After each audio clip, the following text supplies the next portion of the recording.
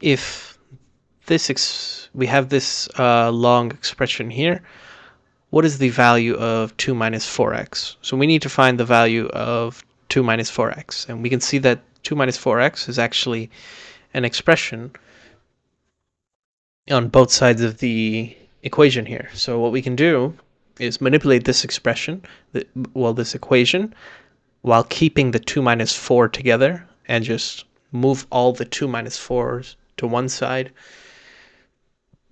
and the constants to the other side. So that way we'll just immediately know what 2 minus 4x is equal to. So we have 5 minus 7 times 2 minus 4x equals 16 minus 8 times 2 minus 4x. So the first thing we can do, let's move this 8 times 2 minus 4x to the other side. So we'll just add an 8 times 2 minus 4x to both sides. Since these are equivalent, we're doing the same thing to both sides. The equation remains true. So we have negative 7 times 2 minus 4x here, and we're adding 8 times 2 minus 4x. So that means on the left-hand side, we'll be left with just 1 2 minus 4x. And on the right-hand side, they cancel out. So then on the right-hand side, we're just left with 16. So now we can just subtract 5 from both sides, and we'll be left with 2 minus 4x equals 16 minus 5, which is equal to 11.